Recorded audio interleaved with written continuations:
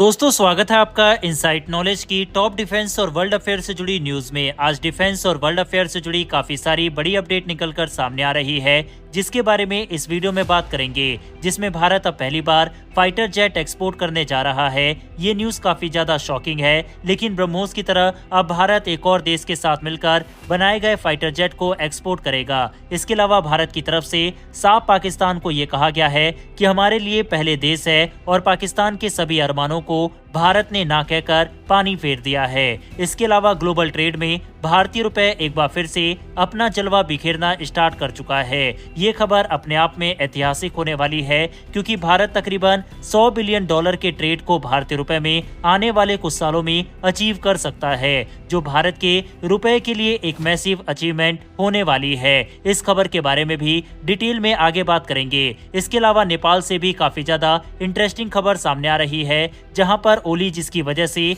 भारत और नेपाल के संबंध खराब हुए हैं, उसने अपना सुर बदलते हुए बड़ा बयान दिया है। नेपाल से आई इस खबर के बारे में भी इस वीडियो में हम बात करेंगे। सभी खबर काफी इंटरेस्टिंग होने वाली है, इसीलिए वीडियो को अंत तक जरूर देखिएगा। साथ ही अगर आप चैनल पर पहली बार आए हैं तो नीचे दिए गए सब्सक्राइब बटन को प्रेस कर बेल आइकन को दबा ले, क्योंकि हम डेली डिफेंस और वर्ल्ड अफेयर से जुड़ी 10 से 12 टॉप खबरें आपके लिए इस चैनल पर लेकर आते हैं। तो चलिए शुरू करते हैं इस वीडियो को। पहले दोस्तों बात करते हैं चीन से निकल कर आ रही खबर से। दरअसल पिछले महीने ही, यानी कि जून महीने की लास्ट में ही अपडेट सामने आई थी कि चीन ने अपना दूसरा स्टेल्थ फाइटर जेट J-31B बना लिया है, और इसके बारे में हमने वीडियो बनाकर आपको बताया भी था। लेकिन दोस्तों अब एक और अपडेटेड खबर इसको लेकर सामने आ रही है, और चीन ने इसकी तैनाती अपने तीसरे एयरक्राफ्ट कैरियर फुजियान में करने की शुरुआत कर दी है। कई बार दोस्तों हमें दुश्मन से भी सीखने की जरूरत पड़ती है, जहां पर भारत ने अपना दूसरा एयरक्राफ्ट कैरियर INS विक्रांत को 2 सितंबर 2022 को कमीशन कर दिया था, लेकिन अभी भी यह एयरक्राफ्ट कैरियर अपने ऊपर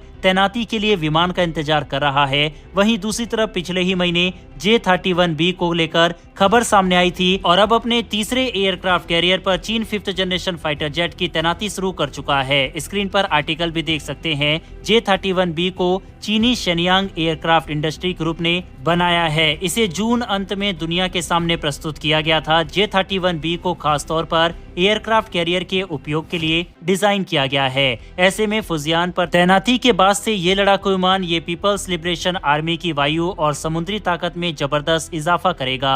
आपको बता दें, चीन का सबसे बड़ा विमान वाहक पोत फुजियान है, जो कि एक इलेक्ट्रोमैग्नेटिक कैटापुल्ट से लैस है, जिससे जेट अधिक ईंधन और हथियार ले जा सकते हैं। इससे उनके परिचालन क्षेत्र और लड़ाकू क्षमताओं का विस्तार होता है। और अब इसी एयरक्राफ्ट कैरियर पर 5th जनरेशन J-31B की तैनाती की जाएगी, जो कि एक डेडली कॉम्बिनेशन बनता है। साफ है कि चीन अपनी तैयारी को भारत, साउथ चाइना सी में मौजूद देश और अमेरिका को मद्देनजर रखते हुए कर रहा है। यही कारण है कि वह तेजी से अपनी नौसेना की ताकत को मजबूत कर रहा है। अब हमें भी जरूरत है चीन को टक्कर देने के लिए जल्दी से जो हमें हमारी रिक्वायरमेंट है उसको पूरा किया जाए। वैसे दोस्तों जब भी हम चीन की तारीफ करते हैं तो काफी सारे व्यूअर नाराज हो जाते हैं और उल्टा सीधा लिखते हैं, लेकिन मैं आपको बता दूं कि इंफ्रास्ट्रक्चर हो या फिर सेना की जरूरत को पूरा करना, इन चीजों में चीन हमसे काफी ज्यादा आगे है। और इस चीज को एक्सेप्ट करने में कोई भी बुराई नहीं है, क्योंकि अगर हम एक्सेप्ट नहीं करेंगे तो हम सुधार भी नहीं कर पाएंगे। हम लगातार भारत के डिफेंस सेक्टर में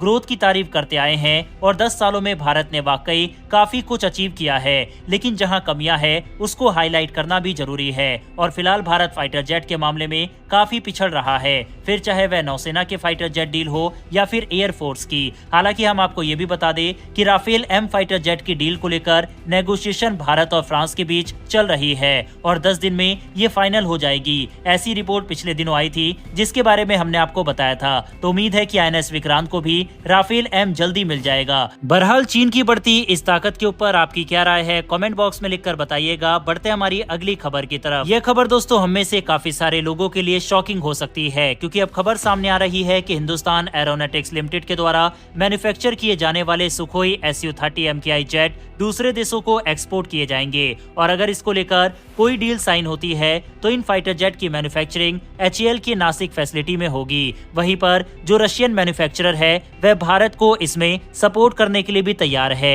वहीं मीडिया रिपोर्ट्स की माने तो जब प्रधानमंत्री नरेंद्र मोदी इस बार पुतिन से मुलाकात की थी तो उस दौरान भी इस चीज को लेकर दोनों देशों के बीच चर्चा की गई थी, जहां पर रूस की तरफ से काफी पॉजिटिव रिस्पांस देखने को मिला। वहीं इसके अलावा भारत और रूस के बीच में कई और मैन्युफैक्चरिंग, कोलैबोरेशन और ट्रांसफर ऑफ टेक्नोलॉजी पर भी बात हुई। पिछले साल पुतिन की तरफ से भारत के मेक इन इंडिया की काफी जमकर तारीफ की गई थी और पुतिन की तरफ से ये कहा गया था कि हम मेक इन इंडिया में भारत का सपोर्ट देने के लिए तैयार है। वहीं आपको बता दें कि सुखोई 30 MKI ये कोई पहला जॉइंट मैन्युफैक्चरिंग नहीं होगी। इससे पहले भारत और रूस साथ में मिलकर ब्रह्मोस मिसाइल की भी मैन्युफैक्चरिंग करते हैं, साथ ही इसको एक्सपोर्ट भी कर रहे हैं। वहीं अब सुखोई के साथ भी यही होगा। अब रूस ऐसा क्यों कर रहा है उसको चलिए समझते हैं। दरअसल होगा ये कि जो भारत के कनेक्शन है और भारत के रिलेशन दूसरे देशों से है, उसका बेनिफिट भारत को मिलेगा। रूस के ऊपर कई तरह के सैंक्शन लगे हुए हैं, जिस वजह से रूस अपने हथियार वगैरह को अगर बेचना भी चाहे तो दूसरे देश लेने से कतराएंगे, कुछ एक दो देश को छोड़कर। यही कारण है कि इससे फायदा भारत और रूस दोनों का होगा। बहरहाल इस डेवलपमेंट के बारे में अपनी राय कमेंट बॉक्स में लिखकर बताइएगा। बढ़ते हमारी अगली खबर की तरफ। यह खबर दोस्तों स्पोर्ट जगत से सामने आ रही है और उम्मीद है कि आपको ये खबर कल मिल गई होगी। दरअसल ANI की तरफ से ये रिपोर्ट पब्लिश की गई है कि भारतीय टीम जो ICC का टूर्नामेंट चैंपियंस ट्रॉफी पाकिस्तान के अंदर होने वाली है, उसमें भारतीय टीम को नहीं भेजेगा। और ये सच में काफी अच्छा डिसीजन है, क्योंकि हमारे लिए देश पहले है। लेकिन सवाल उठता है कि क्या भारतीय टीम अब चैंपियंस ट्रॉफी का हिस्सा नहीं होगा? तो ऐसा नहीं है। आपको बता दें, भारतीय टीम के बिना ICC कोई टूर्नामेंट कर ही नहीं सकता, क्योंकि भारत सबसे बड़ा स्टेक होल्डर है। ऐसे में हाइब्रिड मॉडल को प्रपोज किया जा सकता है, जहां पर भारत के मैच को दुबई या फिर श्रीलंका के अंदर शिफ्ट कर दिया जाएगा। हालांकि इसके बाद जब भारत में ICC टूर्नामेंट होगा तो उसमें पाकिस्तान भी ऐसी हरकत कर सकता है। बहरहाल जो भी हो, हम अपनी क्रिकेट टीम को पाकिस्तान नहीं भेजना चाहते और ना भेजेंगे। रीजन सिक्योरिटी भी है और जिस तरह से आतंकवादी गतिविधियां पाकिस्तान करवा रहा है, ऐसे में पाकिस्तान के यहाँ अपनी टीम भारत भेज ही नहीं सकता। वहीं पर दोस्तों भारत के इस डिसीजन का इम्पैक्ट पाकिस्तान पर काफी ज्यादा पड़ेगा, क्योंकि पाकिस्तान काफी ज्यादा इन्वेस्टमेंट वगैरह कर रहा है, अपने स्टेडियम वगैरह को मॉडिफाई कर रहा है। लेकिन भारतीय टीम नहीं आएगी तो उसको काफी ज्यादा नुकसान झेलना पड़ेगा, क्योंकि क्रिकेट में सबसे ज्यादा पैसा भारतीय टीम ही लेकर आती है। बहरहाल दोस्तों BCCI के द्वारा ये सही कदम उठाया गया या फिर नहीं, इस पर अपनी राय कमेंट बॉक्स में लिखकर बताइएगा। बढ़ते हमारी अगली खबर की तरफ। ये खबर दोस्तों नेपाल से निकलकर सामने आ रही है। दरअसल नेपाल में ओली पार्टी की तरफ से ये बयान सामने आया है, चारों तरफ से जमीन से घिरा हिमालय राष्ट्र भारत के साथ घनिष्ठ मित्रतापूर्ण संबंध कायम रखकर ही आर्थिक समृद्धि प्राप्त कर सकता है। इतना ही नहीं, ओली की पार्टी की तरफ से आगे कहा गया कि नेपाल धरती से भारत के खिलाफ किसी भी गतिविधि को अनुमति नहीं दी जाएगी। पूर्व प्रधानमंत्री KP शर्मा ओली के नेतृत्व वाली पार्टी के एक वरिष्ठ नेता की ये टिप्पणी संसद में विश्वास मत की पूर्व संध्या पर आई। ऐसा माना जा रहा है कि विश्वास मत के बाद ओली राजनीतिक रूप से अस्थिर देश के एक बार फिर प्रधानमंत्री बन सकते हैं। हालांकि वह फिर से प्रधानमंत्री जरूर बनेंगे, लेकिन आपको बता दें कि ओली के समय में ही भारत और नेपाल के संबंध सबसे निचले लेवल पर आए थे। लेकिन अब इस तरह के बयान उनकी पार्टी से आना ये हम सभी के लिए काफी आश्चर्यचकित करने वाला है। आपको बता दें, इस समय नेपाल में ओली के ही प्रधानमंत्री बनने की उम्मीद है।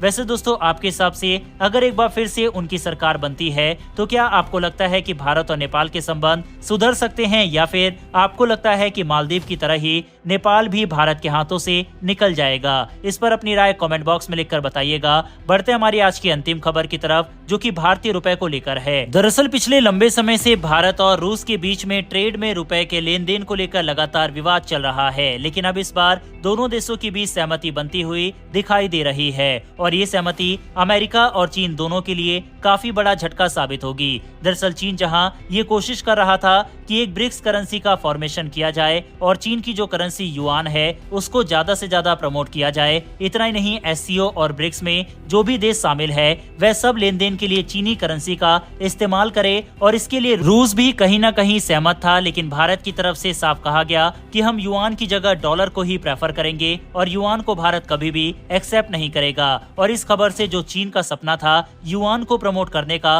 वह टूट गया। वहीं बात करते हैं भारत और रूस के बीच हुए समझौते से किस तरह से अमेरिका को बड़ा झटका लगने वाला है।